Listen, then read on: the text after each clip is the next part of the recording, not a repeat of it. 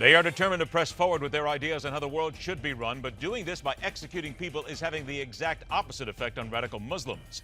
It was supposed to be a symbol of world unity, but it didn't take long after leaders unhooked hands for the allegations and charges to fly about anti-Semitic bullying.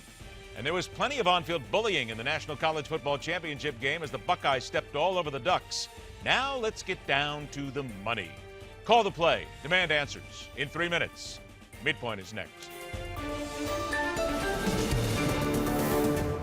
Hello, I'm John Bachman. New rules go into effect tomorrow that will make it easier for Americans to travel to Cuba. This is part of the whole normalization of relations with Cuba announced by President Obama last month. One of the biggest changes, as long as Americans are traveling to Cuba on one of a dozen approved categories, including educational or religious trips, they'll no longer need prior federal approval.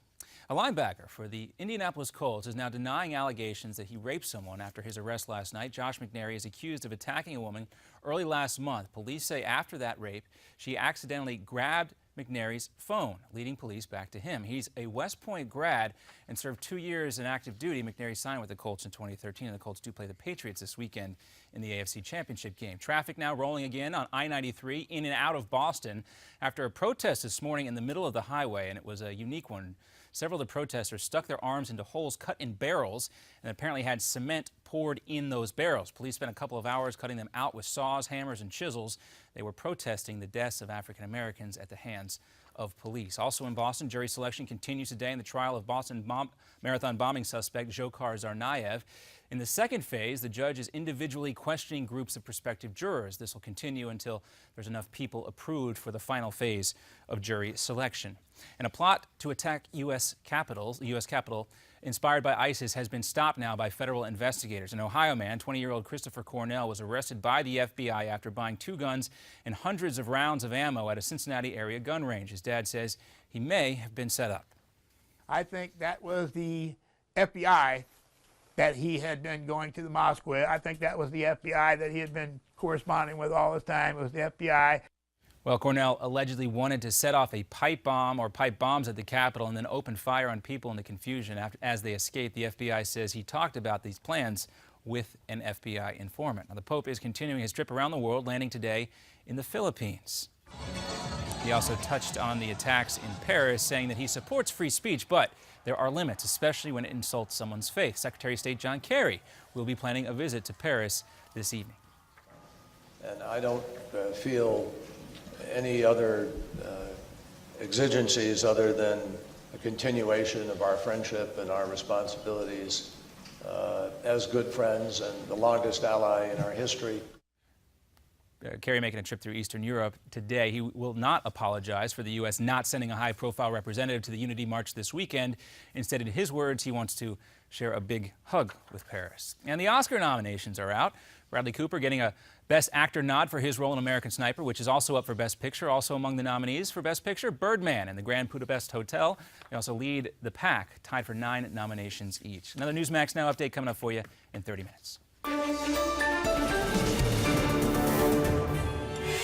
Faced with another homegrown terror plot, this time focusing on the nation's capital, terrorists believe every strike they make forces the world to embrace radical ideas.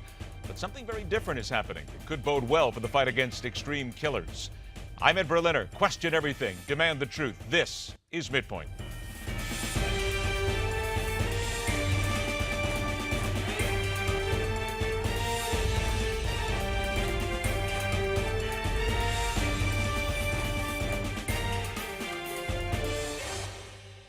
An Ohio man now in custody for allegedly plotting an ISIS-inspired attack at the U.S. Capitol. Officials say Christopher Lee Cornell was planning to detonate pipe bombs around the building and then shoot people as they fled. Once and perhaps future presidential candidate Mitt Romney says if he were in charge, there never would have been an ISIS. Yemen remains a flashpoint few want to address, and a plot to blow up buildings inside the Beltway forces us to once again address this issue of nut jobs and lone wolves as the real focus. So much to discuss. Let's welcome to Midpoint historian, author, former director of the Foreign Policy Research Institute, and now president of the Middle East Forum, Daniel Pipes joins us. Daniel, good to see you again.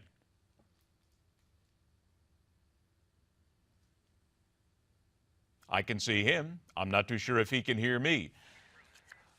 He's frozen for the moment, so let's go ahead and bring you up to speed on a little bit of what has happened here. In the D.C. plot itself that we are talking about, this is a 20-year-old young man by the name of Christopher Lee Cornell. He had been on the FBI's radar for some time. He had made posts on social media. He had talked about violent jihad. He had changed his name to basically reflect the fact that he was involved in a violent jihadist movement.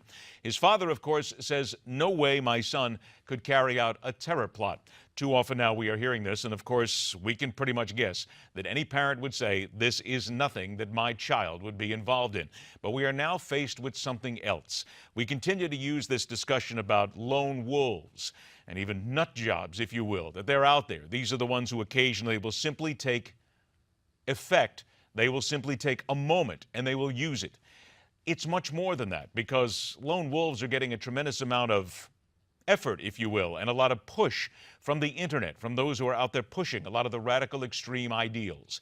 Now let's take that and move over to what has happened in France in the last couple of days.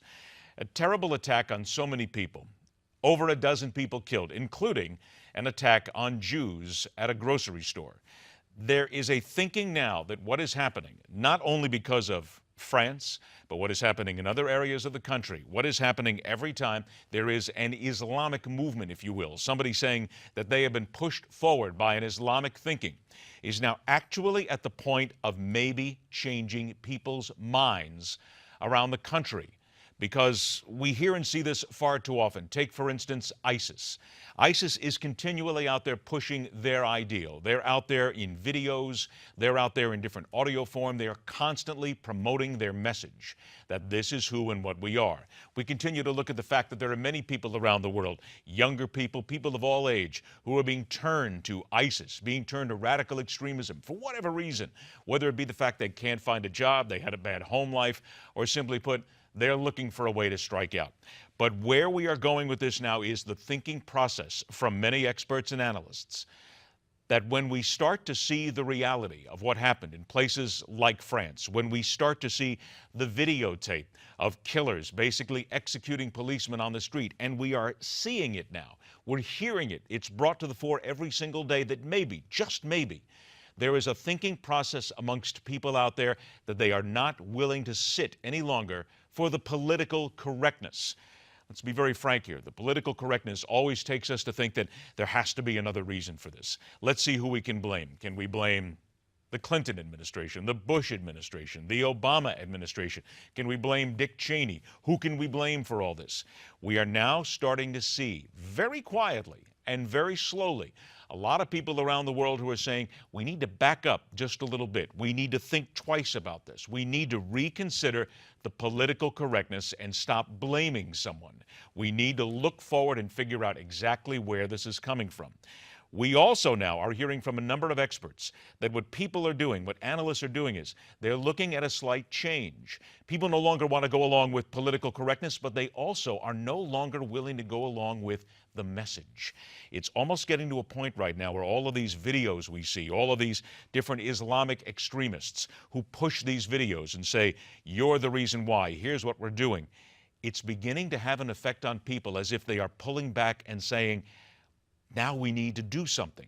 Now we need to say something. Now perhaps even the governments themselves need to say and do something. Maybe we need to get a little bit stronger. Maybe we need to get a little bit harder edged when it comes to dealing with them.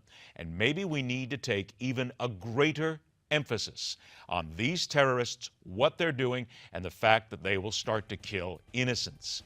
Maybe we need to stop thinking of them as victims. Maybe we need to start looking at the real victims and then pushing forward what needs to be done against these terrorist killers. Consider that. We're back after the break. We'll address the impact of even more prisoner releases from Gitmo and that claim by Mitt Romney that if he would have been president, ISIS never would have happened. That's right here where we question everything on Midpoint.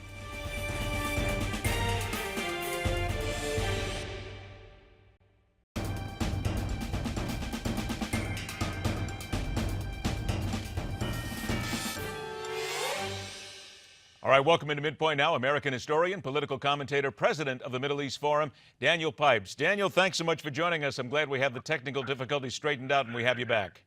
I'm glad to be on. Sorry about the picture. Not a problem whatsoever. A couple of minutes that we have here. Let's get down to what I was talking about while we were trying to repair the technical issues. It seems as if that with the attack in France now, we are seeing something of a global shift. People are no longer looking with any sympathy at what's gone on with a lot of the extremist killers, that maybe we're now looking at people who say no more political correctness, no more sitting back and waiting. They are killing innocents, and it is time to do something now. Is it fair to say that we're seeing something of a shift? I do believe that as Islamist violence against non-Muslims, and especially Westerners, takes place, Westerners change, respond, and become more upset and more alarmed and more ready to take action. This is a process that's been underway for 40 years. What was once a negligible threat today is all around us. And in response, Westerners are ever more ready to use force and respond in a sustained way. So from a long-term perspective, I think that violence is counterproductive from the Islamist point of view. Unless they're really ready to take us on, as say perhaps the Iranians could be with a nuclear weapon, if they're just killing a few people here and there, it's not working. But it's not working at all. With regard to that violence, would it be fair to say that what we saw in France, we did see the video, we don't see it much more anymore because a lot of media outlets choose to edit it down, but the actual video of the terrorist walking over to the policeman and shooting him in the head, and that was replayed over and over again. Are people finally now to the point where it's no longer a matter of desensitization, if you will, but it now is turning into anger, so it's completely working against the terrorists when they do things like this and when they post all those various different videos that say, we're happy about it, we did it, so there. Exactly. It's what I call education by murder. These are alarming sites. These are horrible scenes, and people are increasingly responding. There's no one in the world who says, I used to worry about Islamist violence, and I don't anymore. It's only the opposite. I used not to worry, and now I am worried. And so with every one of these high-profile atrocities, from the seizure of the American embassy in 1979 until now, 36 years later, every time something like this happens, there are more people say, this is a problem, we have to deal with it.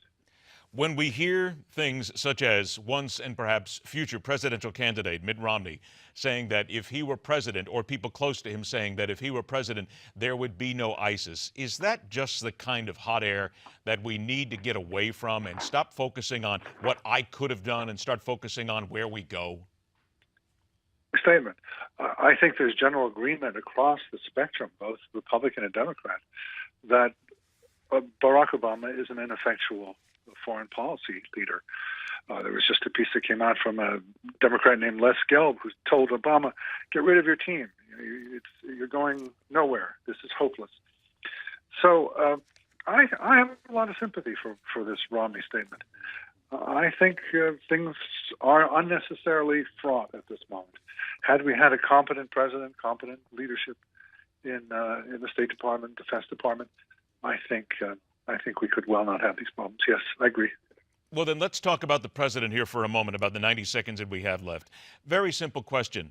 The president's inaction in Yemen, did that lead to, directly or indirectly, to the attacks in Paris? No, I can't say that he had many options in Yemen. Yemen is an anarchic country, and we have very few friends there, and those friends are dubious friends at best. But it's more the broader sweep that Barack Obama has reached out his hands to our historic enemies and has snubbed our historic friends. He is so interested in making nice with our opponents, and he's unconcerned with our friends. This is the historic assertion of the Obama foreign policy.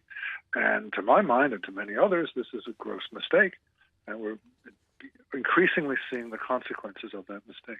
30 seconds left then. Are we looking at a foreign policy from President Obama that, in the minds of many, yourself included, people who watch the Middle East, that it may take us decades to recover from? Just as it took years to recuperate from Jimmy Carter, I think it took years or maybe decades to recuperate from Barack Obama. This is a historic failure, yes. An historic failure that leaves a lot of people wondering what is next, and of course a lot of candidates now that hopefully we will see them thinking forward and saying, here's what we need to do, not what we might have done in the past. Daniel, unfortunately, we are all out of time. Please, let's have you back again real soon. Let's continue this discussion. I appreciate your time. Good to chat, Ed. All right, Dan Pipes in the Middle Eastern Forum joins us. All right, break, and we return with a moment of solidarity turning into another flashpoint in the battle over the Middle East. And still ahead this hour, the battle over big bucks and who really cashes in from a single college football game. Here's a hint. It's not the players. Maybe it shouldn't be. That and so much more coming up right here on Midpoint.